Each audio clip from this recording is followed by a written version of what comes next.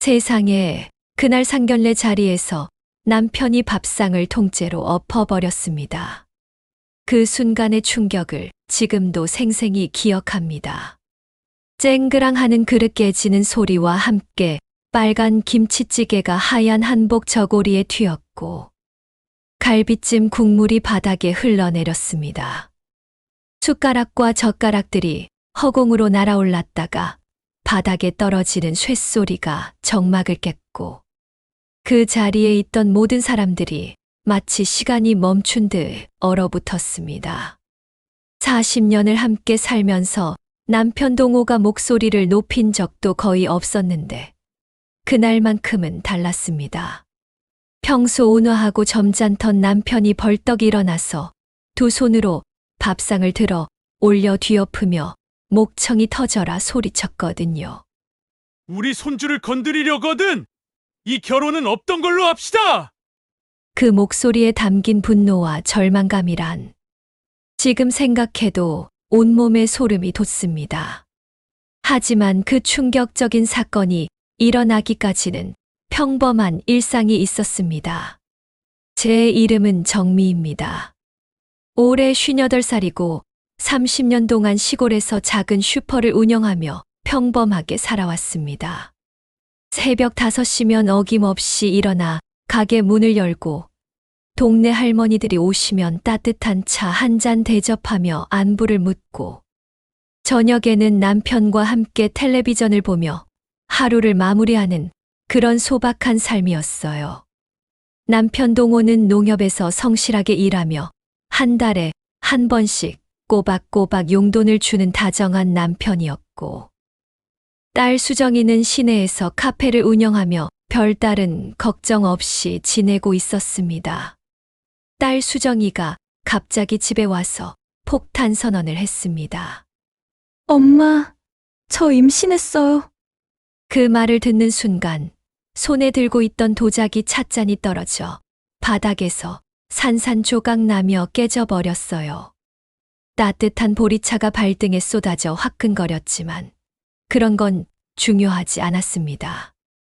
머릿속이 하얘지면서 귀에서는 윙윙거리는 소리만 들렸어요. 뭐라고? 임신? 목소리가 떨렸습니다. 아직 결혼도 안 했는데 임신이라니요. 수정이는 창백한 얼굴로 제 반응을 살피며 조심스럽게 말을 이어갔습니다. 그리고 준호 오빠랑 결혼하기로 했어요. 저희 정말 사랑해요. 준호라는 청년은 수정이가 1년 넘게 사귀어온 남자친구였어요. 키가 크고 잘생겼으며 시내에서 작은 사업을 한다고 들었습니다. 가끔 집에 데리고 와서 식사를 함께 한 적이 있는데 정중하고 예의 바른 청년이라는 인상을 받았어요. 무엇보다 수정이를 정말 아끼는 모습이 보기 좋았거든요. 수정이가 화장실에 간 사이에 저한테 어머님, 수정이 정말 소중하게 생각합니다. 라고 말하던 모습이 아직도 기억납니다. 하지만 혼전 임신이라니. 마음이 복잡했어요. 요즘 시대가 바뀌었다고는 하지만 여전히 시골에서는 결혼 전 임신을 곱게 보지 않는 분위기였거든요. 특히 저희 같은 평범한 집안에서는 더욱 그렇고요. 수정아, 이런 일이 어떻게? 제가 말을 잇지 못하고 있을 때 수정이가 눈물을 글썽이며 단호하게 말했습니다. 엄마, 저희 정말 사랑해요. 그리고 아이도 정말 소중해요. 지울 생각은 추호도 없어요. 딸의 목소리에서 확고한 의지가 느껴졌습니다. 요즘 젊은 아이들이 쉽게 임신 중절을 선택하는 경우가 많은데 우리 딸은 달랐거든요. 그 모습을 보며 마음 한편으로는 안심이 되었습니다. 적어도 생명을 소중히 여기는 아이로 키웠구나 하는 생각이 들었어요. 남편 동호도 처음에는 충격을 받았습니다. 평소 과묵한 성격이라 감정 표현을 잘 안 하는데 그날만큼은 당황한 기색이 역력했어요. 한참 동안 말없이 앉아 있더니 깊은 한숨을 내쉬며 말했습니다. 그래. 이미 일어난 일이고, 아이도 우리 핏줄이니까 빨리 결혼시켜서 제대로 된 가정을 꾸리게 해주자. 남편의 이런 모습을 보며 괜히 마음이 뭉클했어요. 역시 내 남편이구나 싶었거든요. 화를 내거나 딸을 책망하기보다는 현실을 받아들이고 최선의 방법을 찾으려고 하는 모습에서 진짜 어른의 모습을 봤습니다. 하지만 뭔가 이상한 기운이 감돌기 시작한 건 상견례 준비를 하면서부터였습니다. 준호네 집에서 먼저 연락이 와서 상견례 날짜를 잡았는데 전화 통화를 하는 준호 어머니 목소리에서 묘한 차가움이 느껴졌어요. 임신 사실은 알고 계시죠? 참 요즘 젊은 애들이 너무 성급해서. 이런 식으로 말끝을 흐리는 게 기분이 좋지 않았습니다. 마치 우리 딸이 문제를 일으킨 것처럼 말하는 투였거든요. 상견례 전날 밤, 저는 떨리는 마음으로 준비에 한창이었습니다. 한복을 꺼내서 다리미로 정성스럽게 다렸고, 음식 준비도 정말 신경 써서 했어요. 수정이가 좋아하는 갈비찜과 김치찌개, 그리고 정성스럽게 무친 나물들까지. 혹시나 준호네 어머니가 우리 집안을 무시할까봐 정말 온 정성을 다해서 준비했습니다. 새벽 3시까지 음식을 만들면서 오늘만은 제발 무사히 지나가길 마음속으로 간절히 빌었어요. 상견례 당일 아침 수정이가 불안한 표정으로 엄마, 저 믿죠? 라고 물어봤을 때 저는 딸의 손을 꽉 잡고 말했습니다. 당연하지. 엄마는 항상 내 편이야. 걱정하지 마. 하지만 속으로는 정말 걱정이 됐어요. 준호네 집이 시내에서 제법 큰 사업을 한다고 들었는데 우리 같은 평범한 집안을 어떻게 생각할지, 특히 혼전임신이라는 상황에서 어떤 모욕을 당할지 예상할 수 없었거든요.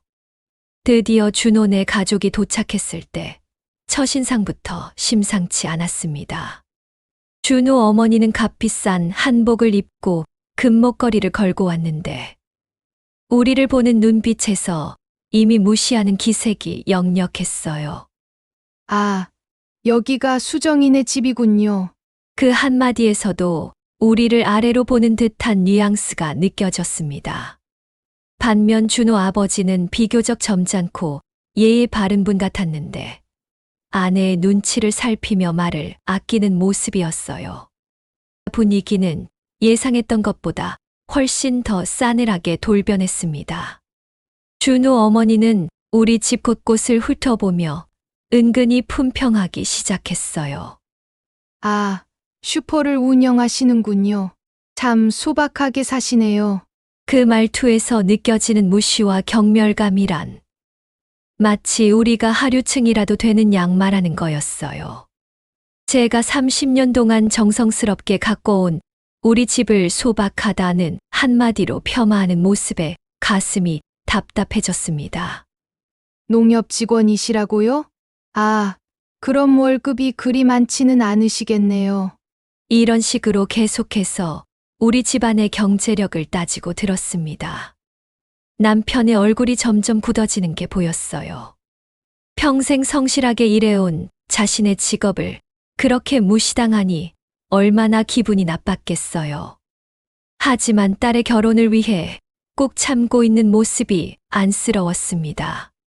제가 새벽부터 정성스럽게 준비한 음식들을 보면서도 요즘은 다들 외식을 하던데 집에서 이렇게 직접 하시는군요. 라며 마치 촌스럽다는 듯이 말했어요. 갈비찜과 김치찌개, 각종 나물들. 정말 온 정성을 다해 만든 음식인데 그런 식으로 폄하당하니 마음이 상했습니다. 하지만 이것도 시작에 불과했어요. 식사를 시작하고 나서 준호 어머니의 공격은 더욱 노골적이 되었습니다. 수정이는 대학은 어디 나왔나요? 카페 운영한다고 하던데 수익이 어떻게 되나요? 부모님 재산은 어느 정도 되시나요? 마치 면접을 보는 것처럼 캐묻기 시작했어요. 우리 딸을 사위감으로 평가하는 게 아니라 돈과 스펙으로만 판단하려는 모습에 화가 치밀어 올랐습니다. 그런데 정말 충격적인 순간이 왔습니다. 식사를 하다가 갑자기 준호 어머니가 임신 이야기를 꺼낸 거예요. 그런데 수정이 아이는 언제 가질 예정이에요?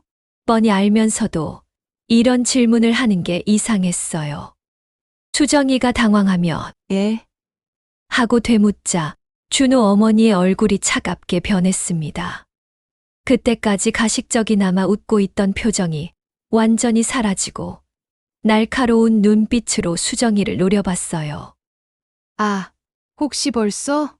준호 어머니가 수정이의 배를 힐끗 보더니 싸늘한 목소리로 말했습니다. 그 순간 식탁 분위기가 얼어붙었어요. 모든 사람이 숨을 죽이고 다음 말을 기다렸습니다. 그리고 준호 어머니가 내뱉은 말은 정말 상상을 초월했어요. 체면이 있지요. 결혼 전에 낳는 건 안 됩니다. 애들 아이는 1년 뒤에 다시 갖게 합시다. 결혼식에 배불러서 들어가면 사람들이 얼마나 수군덕대겠어요. 아무리 요즘 아이가 혼수라고 하지만 저는 그건 아니라고 생각합니다. 그 말을 듣는 순간 제 머릿속이 하얘졌습니다. 세상에 이런 말을 어떻게 할 수 있을까요? 임신한 며느리감에게 아이를 지우라고 말하다니. 이게 사람이 할 소리인가 싶었어요. 손이 부들부들 떨리면서 숨이 제대로 쉬어지지 않았습니다. 수정이가 창백한 얼굴로 떨리는 목소리로 대답했습니다. 어머니, 그럴 순 없어요. 제 아이예요. 절대 지울 수 없어요. 딸의 목소리에서 굳은 의지가 느껴졌어요. 그런 수정이를 보며 한편으로는 대견했지만 다른 한편으로는 걱정이 되었습니다. 이런 시어머니를 만나서 과연 행복하게 살 수 있을까 하는 생각이 들었거든요. 그러자 준호 어머니가 더욱 차가운 표정으로 말했어요. 그럼 우리 집안으로 시집 올 생각은 말아요. 집안 망신시킬 며느리는 필요 없거든요. 그 말을 들으며 저는 속으로 이렇게 생각했어요. 세상에 이런 모욕을 들으려고 상견례를 한 게 아닌데. 제 손이 부들부들 떨렸고 목구멍이 메어서 말이 나오지 않았습니다. 그런데 바로 그때 남편 동호가 벌떡 일어났습니다. 평소 웬만한 일에는 화를 내지 않던 남편이 얼굴이 새빨갛게 달아오르며 주먹을 불끈 쥐었어요. 뭐라고 하셨습니까? 남편의 목소리가 낮게 깔렸을 때 저는 이미 예감했어요. 뭔가 큰일이 일어날 거라는 걸. 40년 동안 함께 살면서 남편의 이런 모습은 처음 봤거든요. 준호 어머니는 오히려 더 당당하게 말했어요. 듣기 싫으시면 본사를 취소하시죠. 우리도 체면이 있는 집안입니다. 그 순간 남편이 두 손으로 밥상을 들어 올렸습니다. 이 사람이 뭘 하고 중얼거리며 힘을 주는 남편의 모습을 보며 저는 급하게 말렸어요. 여보, 안 돼! 하지만 이미 늦었습니다. 쨍그랑, 쾅, 우르르. 밥상이 뒤엎어지면서 모든 그릇과 음식들이 바닥에 쏟아졌습니다. 갈비찜 국물이 사방으로 튀고 김치찌개가 방바닥에 흘러내렸어요. 준호 어머니의 하얀 치마에도 빨간 국물이 튀어서 얼룩이 졌습니다. 그릇 깨지는 소리와 음식이 바닥에 떨어지는 소리가 방 전체에 울려 퍼졌어요. 우리 손주를 건드리려거든! 이 혼사는 없다! 체면 때문에 어떻게 멀쩡한 애를 지으라뇨! 그렇게 체면 따질 생각이시면 이 결혼하지 맙시다! 오늘 일은 없던 걸로 하죠! 남편의 우렁찬 목소리가 그 모든 소음을 뚫고 나왔습니다. 그 순간 모든 사람이 얼어붙었어요. 준호 아버지는 입을 벌린 채 말을 잇지 못했고, 준호 어머니는 충격으로 온몸이 떨리고 있었습니다. 얼굴이 새하얗게 변해서는 벌벌 떨며, 이게 무슨, 하고 중얼거렸어요. 수정이는 눈물을 흘리며 준호를 바라봤고, 준호는 창백한 얼굴로 어머니를 쳐다봤어요. 그때 준호가 갑자기 일어나서 어머니 앞에 무릎을 꿇었습니다. 아버님, 어머니, 죄송합니다. 하지만 전 어떤 일이 있어도 수정이와 우리 아이를 지키겠습니다. 책임지겠습니다. 그 모습을 보는 순간, 이 청년이 정말 우리 딸을 사랑하는구나 하는 걸 느꼈어요. 어머니의 분노와 상견례의 파국 속에서도 자신의 의지를 굽히지 않는 모습에서 진정한 사랑을 받습니다. 결국 그날 상견례는 최악의 상황으로 끝났지만 신기하게도 혼사가 무산되지는 않았습니다. 준호가 끝까지 수정이를 지키겠다고 고집을 부렸고 준호 아버지도 결국 아들 편을 들어줬거든요. 이미 임신한 마당에 혼사를 취소할 수는 없지 않소.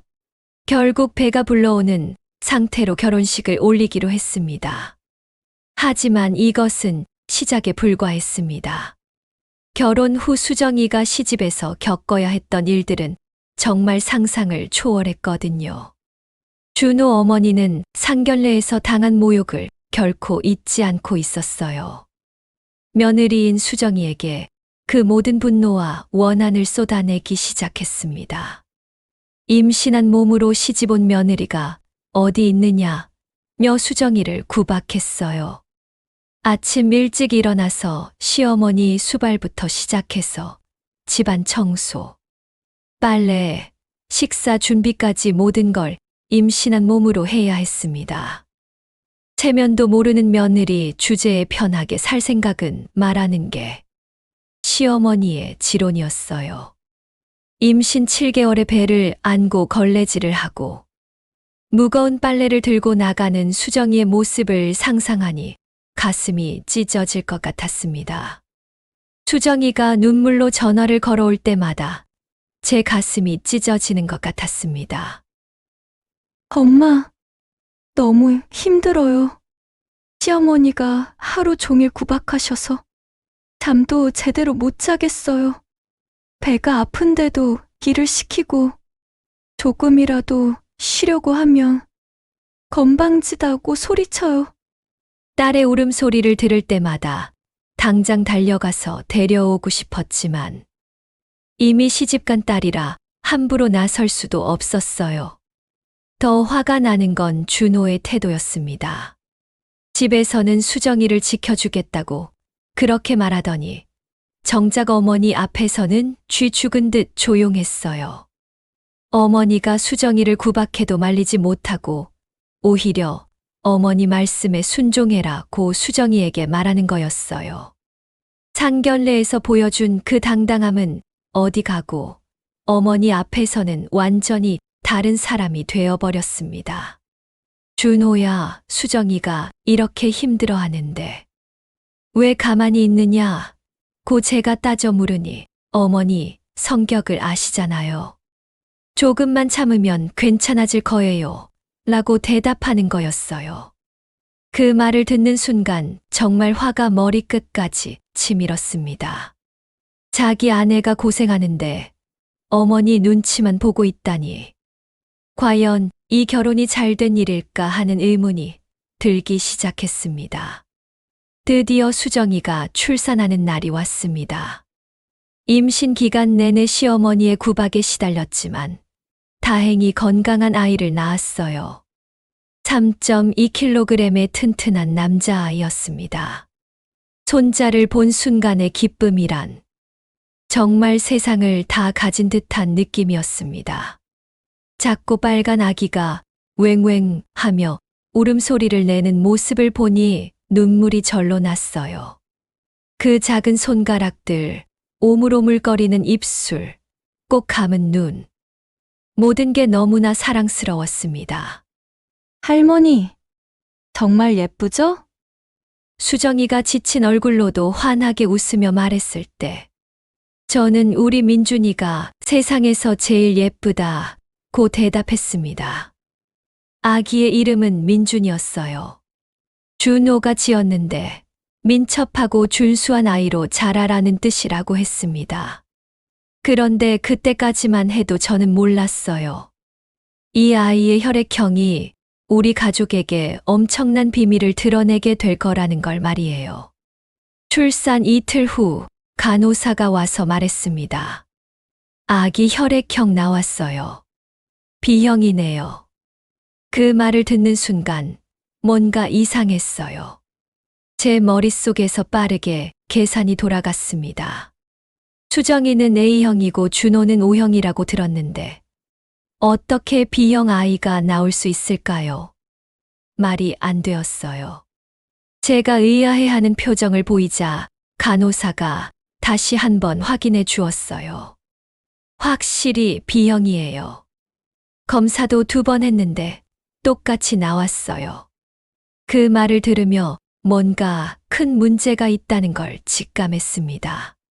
과학적으로 불가능한 일이 일어났다는 건 어딘가에 거짓말이 있다는 뜻이니까요.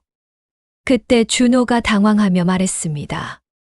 어머니가 그렇게 말씀하셨습니다. 그 말을 듣는 순간 제 머릿속에 번개가 친 것 같았어요. 뭔가 이상하다. 잘못하면 우리 딸이 오해받을 수 있겠다라는 생각에 걱정되었어요. 그럼 준호 어머니가 아들의 혈액형을 잘못 알고 있는 거 아닐까? 집에 돌아와서 인터넷으로 혈액형 유전에 대해 자세히 찾아봤어요. A형과 O형 부모에게서는 A형이나 O형 아이만 나올 수 있고 절대로 B형이나 AB형 아이는 나올 수 없다는 걸 확인했습니다. 며칠 후 저는 용기를 내서 준호에게 혈액형 검사를 다시 받아보라고 제안했습니다. 준호야, 혹시 어릴 때 잘못 알았을 수도 있으니까 다시 한번 확인해보자. 준호도 의아해하면서 병원에 갔어요. 그리고 나온 결과는 정말 충격적이었습니다. AB형이에요. 검사 결과를 받아든 순간 준호의 얼굴이 새하얗게 변했어요. 이상해요. 분명히 어머니가 O형이라고 하셨는데. 손에 든 검사지를 바라보며 멍하니 서 있는 준호의 모습이 안쓰러웠어요. 30년 동안 자신이 O형인 줄 알고 살았는데 갑자기 AB형이라니. 누구라도 혼란스러울 거예요. 다행히 저 딸이 오해를 푼 것 같아서 다행이었어요. 그때 뭔가 석연치 않았어요. 혈액형은 출생신고할 때 병원에서 알려주는 건데 어떻게 그걸 잘못 알 수 있을까요? 그날 저녁 저는 남편과 함께 이 이상한 상황에 대해 이야기했습니다. 여보, 뭔가 이상하지 않아. 준호 어머니가 왜 아들 혈액형을 거짓으로 알려줬을까? 남편도 고개를 끄덕이며 말했어요. 나도 그 생각이야. 지금 생각해보니 정말 아버지와는 전혀 닮은 점이 없었어요. 준호의 혈액형 AB형이라는 사실을 알게 된 후, 저는 며칠 동안 이 비밀을 어떻게 처리해야 할지 고민에 빠져 있었습니다. 직접 준호 아버지께 말씀드려야 하나, 아니면 그냥 모른 척하고 넘어가야 하나. 마음이 정말 복잡했어요. 하지만 운명이란 게 참 기구한 것 같아요. 제가 고민하고 있는 사이에 진실이 저절로 드러나 버렸거든요. 민준이가 감기에 걸려서 병원에 데려간 날이었습니다. 수정이는 카페일로 바빠서 못 가고 저와 준호, 그리고 준호 아버지가 함께 갔어요. 평소 손자를 무척 아끼시던 준호 아버지가 내가 같이 가겠다고 하셔서 함께 가게 된 거였죠. 병원에서 민준이 진료를 받고 나서 그러면서 의사가 차트를 보더니 아이가 얼굴이 창백하길래 피검사해 보니 빈혈 수치가 조금 있네요. 나중에 혹시 모르니 부모님 혈액형과 맞는 분으로 수혈을 해야 하는 경우가 있어요. 부모님 두 분 다 혈액형이 어떻게 되세요? 아기는 B형이네요. 의사가 말했습니다. 준호 아버지 앞에서 혈액형 이야기가 나올 줄은 꿈에도 몰랐거든요. 준호가 당황하며 저는 AB형, 아내는 A형입니다라고 대답했을 때 준호 아버지의 표정이 미묘하게 변하는 게 보였어요. 준호 아버지는 뭔가 이상하다는 표정을 지으셨어요. 병원을 나오는 길에 준호 아버지가 조심스럽게 물어보셨습니다. 준호야, 내가 AB형이라고? 어릴 때 검사했을 때는 O형이라고 했는데 그 순간 저는 모든 게 들통날 거라는 걸 직감했어요. 준호도 당황하며 그게 최근에 다시 검사해 보니까 AB형이라고 나왔어요. 어릴 때 잘못 알았나 봐요. 라고 대답했지만 준호 아버지의 의심은 더욱 깊어졌어요. 이상하네. 나는 A형이고 엄마는 O형인데 어떻게 내가 AB형이 나올 수 있지? 준호 아버지가 중얼거리는 소리를 듣는 순간 정말 온몸에 소름이 돋았어요. 유전학을 잘 아시는 분이었거든요. 형 부모에게서는 절대로 형 아이가 나올 수 없다는 걸 아시는 거였어요. 준호는 창백한 얼굴로 아버지, 혹시 엄마 혈액형을 잘못 알고 계시는 건 아닐까요? 라고 애써 태연한 척했지만 준호 아버지는 이미 확신에 차 있었어요. 아니야. 엄마가 O형인 건 분명해. 결혼할 때도 확인했고 수혈 받을 때도 여러 번 확인했거든. 그날 저녁 준호 아버지는 집에 돌아가서 부인에게 추궁했다고 해요. 여보, 우리 준호 혈액형 AB형이래. 어떻게 이런 일이 가능하지? 준호 어머니는 처음에는 병원에서 잘못 검사한 거 아니야? 라며 발뺌을 했지만 준호 아버지는 이미 의심을 굳히고 있었어요. 다음 날 준호 아버지는 혼자서 병원에 가서 준호의 혈액형 검사 결과를 다시 한 번 확인했습니다. 그리고 인터넷으로 혈액형 유전에 대해서도 자세히 찾아봤어요. A형 부모에게서 AB형 아이가 나올 확률은 0%라는 걸 확인한 거죠. 그날 밤 준호네 집은 완전히 아수라장이 되었다고 해요. 부인을 추궁하자 준호 어머니는 더 이상 버틸 수 없었던 거죠. 30년간 숨겨왔던 비밀이 마침내 수면 위로 드러나는 순간이었어요. 준호도 그날 밤 모든 진실을 알게 되었습니다. 자신이 30년 동안 아버지라고 부른 사람의 친아들이 아니었고 어머니가 다른 남자와의 불륜으로 자신을 낳았다는 충격적인 사실을요. 준호가 수정이에게 울면서 전화를 걸어올 때 저도 함께 눈물을 흘렸어요. 준호의 절규하는 목소리를 들으며 이 모든 일의 무게가 얼마나 큰지 새삼 깨달았습니다. 한순간의 거짓말이 30년 후에 이렇게 큰 파장을 일으키다니. 그날 밤 준호네 집에서는 끔찍한 가족회의가 열렸다고 해요. 준호 아버지의 분노, 준호 어머니의 변명, 그리고 준호의 혼란. 30년간 평온했던 가정이 하루아침에 완전히 무너져버린 거였어요. 더 이상 되돌릴 수 없는 강을 건너버린 거죠. 준호 어머니가 갑자기 저희 집에 찾아왔습니다. 얼굴이 완전히 망가져 있었어요. 밤새 울었는지 눈은 퉁퉁 부어 있었고 머리는 헝클어져 있었어요. 평소 단정한 모습을 유지하시던 분이 이렇게 초라한 모습으로 나타난 걸 보니 어젯밤에 얼마나 큰 충격을 받으셨는지 알 수 있었습니다. 사돈 제발 이야기 좀 들어주세요. 떨리는 목소리로 말하는 준호 어머니의 모습에서 30년간 쌓아온 권위와 오만함은 완전히 사라져 있었어요. 그냥 잘못을 저지른 한 사람의 여성으로서 용서를 구하러 온 거였죠. 사돈 어른, 들어오세요. 앉으시고요. 아무리 미워도 일단은 들어오시라고 했어요. 이미 벌어진 일이고 이제 와서 문을 닫는다고 해결될 일도 아니니까요. 준호 어머니는 소파에 앉자마자 무릎을 꿇고 절을 했어요. 사돈, 정말 미안합니다. 제가 정말 잘못했어요. 그렇게 시작된 준호 어머니의 고백은 정말 충격적이었어요. 30년 전 그분이 왜 그런 선택을 할 수밖에 없었는지, 그리고 그 후로 어떤 고통 속에서 살아왔는지를 모두 털어놓으셨거든요. 30년 전 이야기부터 해야겠어요. 준호 어머니가 눈물을 닦으며 말을 시작했습니다.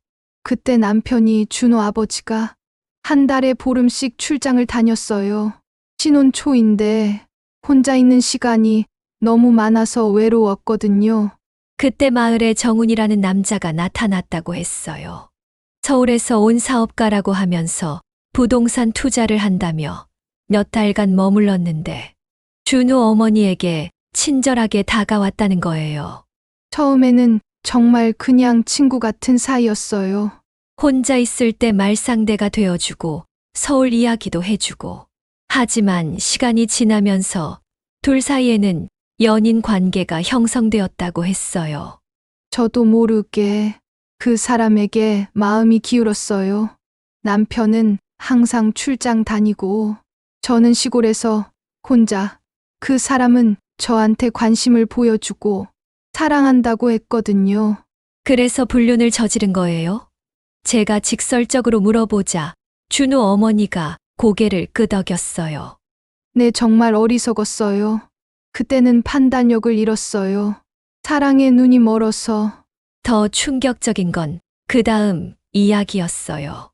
준호 어머니가 임신 사실을 알게 되었을 때 정우는 이미 다른 여자가 있다는 걸 고백했다는 거예요. 그 사람이 말하더라고요.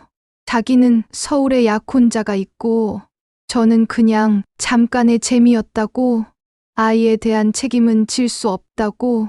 그럼 왜 남편에게 진실을 말하지 않으셨어요? 제가 물어보자 준호 어머니가 더욱 큰 소리로 울었어요. 어떻게 말해요? 신혼 초에 바람을 피워서 다른 남자 아이를 임신했다고? 그럼 이혼당하고 쫓겨날 거잖아요. 30년 전 시골에서 이혼당한 여자가 어떻게 살아요?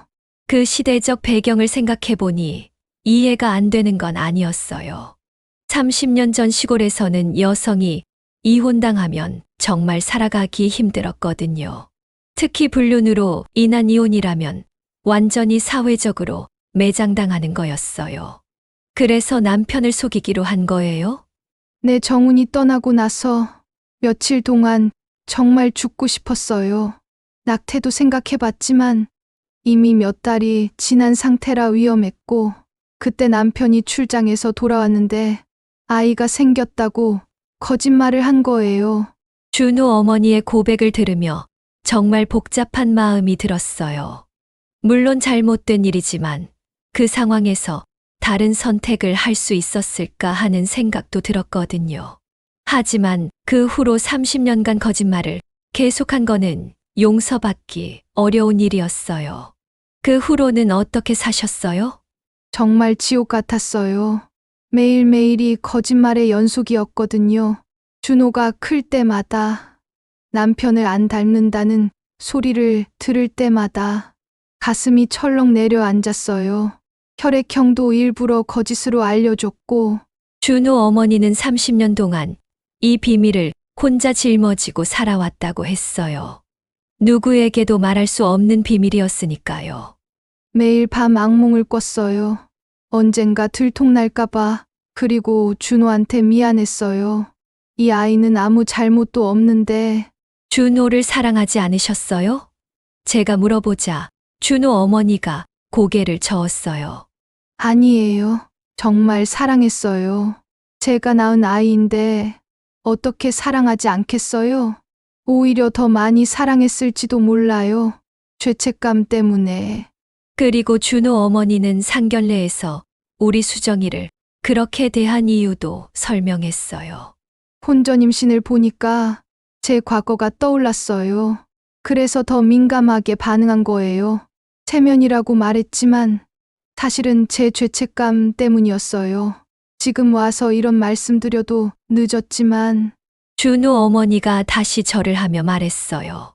사돈네 가족들한테 정말 미안해요. 수정이한테도 미안하고 준호한테도 미안하고 무엇보다 남편한테 제일 미안해요. 그 모습을 보며 저도 마음이 복잡해졌어요. 분명히 잘못한 일이지만 30년 동안 혼자 그 죄책감을 견뎌온 것도 쉬운 일은 아니었을 거예요. 사돈어른, 이제 준호 아버지한테는 뭐라고 하실 거예요? 용서해 달라고 빌 거예요. 무릎 꿇고 빌어서라도 30년 동안 정말 좋은 남편이었거든요. 준호도 진짜 아들처럼 아껴주고 제가 너무 큰 죄를 지었어요. 준호 어머니의 눈물을 보며 이분도 나름대로는 고통스러웠구나 하는 생각이 들었어요. 하지만 동시에 화도 났어요.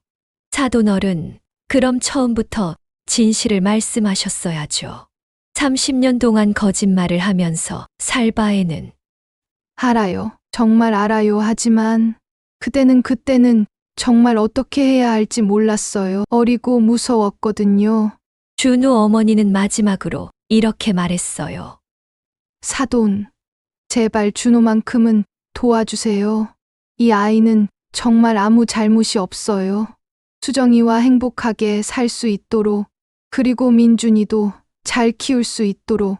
그 애절한 부탁을 들으며 결국 피해자는 준호와 우리 가족이라는 걸 다시 한번 깨달았어요. 준호 어머니가 저희 집에서 고백을 하고 간 다음 날, 준호 아버지가 찾아오셨습니다. 어제와는 완전히 다른 모습이었어요. 이번에는 분노로 온몸이 떨리고 계셨어요. 밤새 생각하시면서 분노가 치밀어 오른 것 같았어요. 사돈, 어제 그 여자가 여기 왔다면서요? 평소 준호 어머니를 집사람 또는 아내라고 부르던 분이 그 여자라고 말하는 걸 들으니 얼마나 화가 나셨는지 짐작할 수 있었어요. 네, 사돈어른. 와서 모든 걸 고백했어요. 고백. 30년 늦은 고백이 무슨 소용이 있겠어요? 준호 아버지의 목소리에는 차가운 분노가 서려 있었어요. 사돈, 저는 30년 동안 완전히 바보였어요. 다른 남자의 아이를 제 친아들인 줄 알고 정성스럽게 키웠다니. 준호 아버지는 주먹을 쥔 채로 떨고 계셨어요. 준호가 어릴 때부터 저를 안 닮는다는 소리를 들었지만 그냥 아내를 닮았다고 생각했어요. 혈액형도 아내가 O형이라고 해서 믿었고 30년 동안 완전히 속아 산 거예요, 사돈어른. 그래도 준호를 키우시면서 행복하셨잖아요. 제가 조심스럽게 말하자 준호 아버지가 고개를 저었어요. 그게 문제예요. 사돈 정말 행복했거든요. 준호를 제 아들처럼 사랑했고 자랑스러워했어요. 그런데 그 모든 게 거짓말 위에 세워진 거였다니. 준호 아버지는 어젯밤 부인과 나눈 대화에 대해서도 말씀해 주셨어요. 그 여자가 용서해 달라고 무릎 꿇고 빌더라고요. 30년간 혼자 고생했다고 어쩔 수 없었다고 하지만 저는 용서할 수 없어요. 왜 용서하지 못하시겠어요? 사돈, 한 번의 실수는 이해할 수 있어요. 인간이니까 잘못할 수도 있죠. 하지만 10년간 계속된 거짓말은 실수가 아니에요. 매일매일 저를 속이기로 선택한 거잖아요.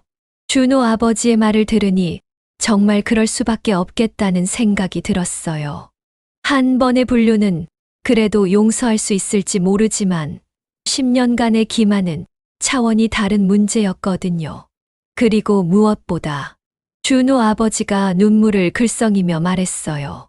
준호를 보는 제 마음이 이상해졌어요. 분명히 30년간 사랑했는데 이제는 그 아이를 볼 때마다 그 여자의 배신이 떠올라요. 준호는 아무 잘못 없는데 이게 가장 슬픈 부분이었어요. 준호도 피해자인데 준호 아버지도 준호를 예전처럼 보기 어려워하시는 거였어요. 사돈어른, 그래도 30년간 아버지 역할을 하셨잖아요. 그 전까지 버리실 건 아니잖아요. 머리로는 알겠어요. 하지만 마음이 말을 안 들어요. 준호 아버지가 고개를 떨구며 말했어요. 준호를 볼 때마다 그 정훈이라는 남자가 떠올라요. 그리고 동안 저를 속인 그 여자의 얼굴이 보여요. 준호 아버지는 이미 변호사와 상담을 받았다고 했어요. 이혼 절차를 밟으려고 해요. 30년간의 기만에 대한 위자료도 청구할 거고요. 더 이상 그 여자와 함께 살 수는 없어요. 그럼 준호는 어떻게 하실 거예요? 그게 가장 고민이에요. 준호는 아무 잘못이 없는데, 하지만 제가 그 아이를 예전처럼 대할 수 있을지 확신이 서지 않아요. 준호 아버지의 솔직한 심정을 들으며 정말 안타까웠어요. 사돈어른, 그래도 준호 입장에서 생각해 보세요. 갑자기 30년 동안 아버지라고 부른 분이 등을 돌리시면 얼마나 힘들겠어요. 그래서 더 괴로워요. 머리로는 준호가 피해자라는 걸 알겠는데, 감정적으로는 받아들이기가 힘들어요. 준호 아버지는 며칠 전까지만 해도 손자 민준이를 그렇게 예뻐하셨는데, 이제는 그것도 복잡하다고 하셨어요. 민준이를 볼 때마다 이 아이가 정말 제 손자인지 헷갈려요. 혈연으로 따지면 남인데, 하지만 준호가 30년간 사돈어른의 아들로 살았잖아요. 그리고 민준이는 분명히 사돈어른의 손자예요. 이성적으로는 그래요. 하지만 감정이 따라주지 않아요. 준호 아버지의 고백을 들으며 이 모든 일이 얼마나 복잡한 상처를 남겼는지 깨달았어요. 그 여자는 계속 용서해 달라고 하는데 저는 못하겠어요. 준호 아버지가 단호하게 말했어요. 한 번 깨진 신뢰는 다시 회복되지 않아요. 30년 동안 매일매일 저를 속였는데 어떻게 다시 믿어요? 그리고 무엇보다 준호 아버지가 목소리를 높이며 말했어요. 그 여자는 진짜 반성하는 게 아니에요. 들키니까 미안하다고 하는 거지. 진정으로 잘못했다고 생각하지 않아요. 만약 들키지 않았다면 평생 숨기고 살았을 거예요. 정말 날카로운 지적이었어요. 준호 어머니의 고백도 결국은 더 이상 숨길 수 없어서 한 거였으니까요. 만약 혈액형 문제가 불거지지 않았다면 아마 평생 비밀로 가져갔을 거예요. 이혼은 언제쯤 하실 예정이세요?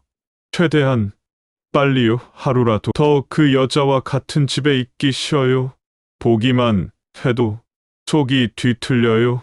준호 아버지의 분노는 시간이 지날수록 더 깊어지는 것 같았어요. 그럼 집은 어떻게 하실 거예요? 그 여자한테 주고 저는 나갈 거예요. 더 이상 그 집에서 살고 싶지 않아요. 30년간의 추억이 담긴 곳이지만 이제는 모든 게 거짓말로 느껴져요. 준호 아버지는 정말 모든 걸 정리하고 새로 시작하려는 의지를 보이셨어요.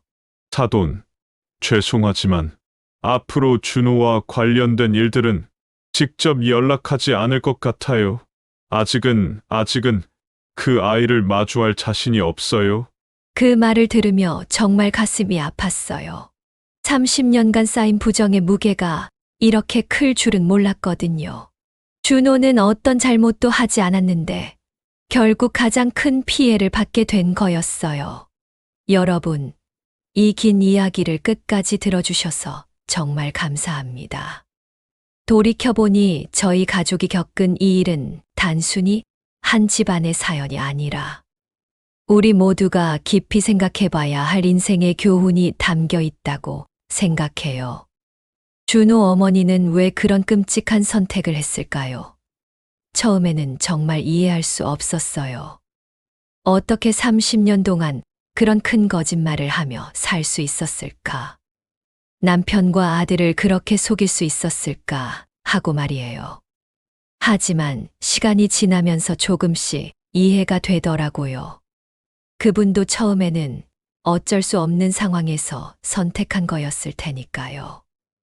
30년 전 특히 시골에서는 불륜이나 혼외 임신 같은 일들이 사회적으로 용납되지 않았어요. 준호 어머니 입장에서는 정훈이 도망가 버린 상황에서 홀로 아이를 키울 수도 없었고, 그렇다고 낙태를 할 수도 없었을 거예요. 그래서 남편을 속이고 친자인 것처럼 키우기로 한 거겠죠. 물론 그렇다고 해서 용서될 일은 아니지만 그 시대적 배경을 생각하면 완전히 이해 못할 일도 아니에요. 하지만 여기서 가장 중요한 교훈은 거짓말이라는 게 결국은 더 큰 상처를 만든다는 거예요. 준호 어머니가 처음부터 진실을 말했다면 어땠을까요? 물론 그때도 힘들었겠지만 30년 후에 이렇게 큰 파장을 일으키지는 않았을 거예요. 거짓말은 시간이 지날수록 더 커지고 결국 걷잡을 수 없는 괴물이 되어버리거든요. 특히 가족 관계에서 거짓말이라는 건 정말 치명적이에요. 가족이란 서로를 믿고 의지하는 관계인데 그 신뢰가 깨지면 모든 게 무너져 버려요. 준호 아버지가 30년간 느꼈던 배신감이 얼마나 클까요? 자신이 정성스럽게 키운 아들이 사실은 다른 남자의 아이였다는 걸 알았을 때의 충격이란. 그런데 이 이야기에서 정말 감동적인 부분은 그 이후에 일어난 일들이에요. 준호와 준호 아버지가 혈연은 아니지만 30년간의 정을 인정하고 다시 가족이 되기로 한 거죠. 진정한 가족이란 혈연이 아니라 사랑과 정으로 이어지는 거라는 걸 보여준 거예요. 우리 딸 수정이와 준호도 마찬가지예요. 이런 큰 시련을 겪고도 서로에 대한 사랑을 지켜냈잖아요. 오히려 이 일을 통해서 더 단단한 부부가 되었어요. 힘들 때일수록 서로를 더 아껴야 한다는 걸 보여준 거죠. 그리고 또 하나 중요한 교훈은 체면이라는 게 과연 무엇인가 하는 거예요. 준호 어머니는 체면을 지키려고 거짓말을 시작했지만 결국 그 체면 때문에 모든 걸 잃었어요. 진정한 체면이란 외적인 모습이 아니라 내적인 진실성에서 나오는 거라는 걸 깨달았어요. 상견례에서 남편이 밥상을 엎었던 것도 결국은 체면보다 가족을 지키는 게 더 중요하다고 생각했기 때문이에요. 우리 손주를 건드리려거든 이혼사는 없다. 그 한마디에 담긴 건 체면을 버리고라도 가족을 지키겠다는 의지였어요. 그리고 그 선택이 결국은 옳았다는 걸 시간이 증명해줬죠. 특히 시니어 세대 여러분께서는 이 이야기에서 많은 걸 느끼셨을 거예요. 우리 세대는 체면과 도덕을 중시하며 살아왔잖아요. 하지만 때로는 그런 것들이 오히려 가족을 해칠 수도 있다는 걸 이 사연이 보여주고 있어요. 진정 중요한 건 겉보기 좋은 체면이 아니라 가족 간의 진실한 사랑이라는 거죠. 요즘 젊은 세대들을 보면서 예의가 없다, 체면을 모른다고 말하는 경우가 많은데 어쩌면 그들이 더 진실한 삶을 살고 있는 건 아닐까요?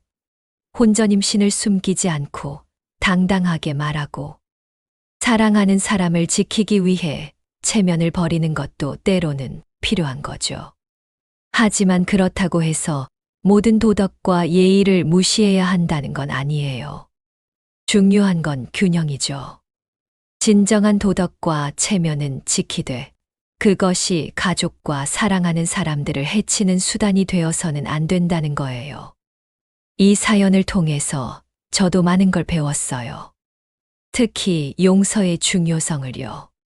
준호 아버지가 결국 준호를 다시 받아들인 것처럼 때로는 용서가 복수보다 더 큰 힘을 가지고 있어요. 물론 준호 어머니를 완전히 용서하기는 아직 힘들지만 언젠가는 그것도 가능할 거라고 믿어요. 그리고 무엇보다 중요한 건 소통이에요. 만약 준호 어머니가 처음부터 남편과 솔직하게 이야기했다면 어땠을까요? 힘들었겠지만 이렇게 큰 파란은 없었을 거예요. 가족 안에는 어떤 일이 있어도 솔직하게 이야기할 수 있는 분위기를 만드는 게 중요해요. 여러분, 체면이란 게 대체 무엇일까요? 체면을 지킨답시고, 진실을 숨기면 결국 가장 소중한 가족을 잃게 됩니다. 진정한 체면은 진실 위에 세워진 신뢰에서 나오는 거예요. 거짓말로 쌓아 올린 체면은 언젠가 무너지게 되어 있어요. 마지막으로 여러분께 질문을 던지고 싶어요. 만약 여러분이 준호 어머니와 같은 상황에 처한다면 어떻게 하시겠어요? 체면을 지키기 위해 평생 거짓말을 하며 사시겠어요? 아니면 힘들더라도 진실을 말하고 그 결과를 받아들이시겠어요? 그리고 만약 여러분의 가족 중에 이런 비밀을 가진 사람이 있다면 용서할 수 있으시겠어요?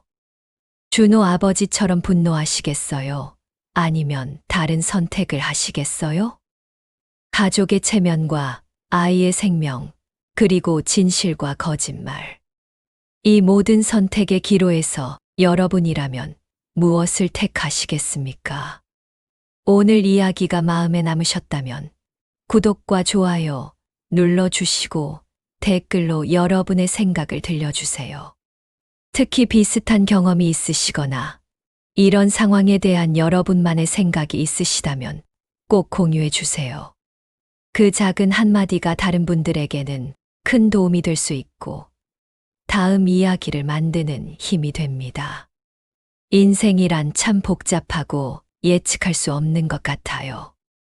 하지만 그 속에서도 진실과 사랑을 지키려는 사람들이 있기에 우리는 희망을 가질 수 있는 거겠죠. 여러분 모두 진실한 사랑으로 가득한 가정을 이루시길 바라며 오늘 이야기를 마치겠습니다. 감사합니다.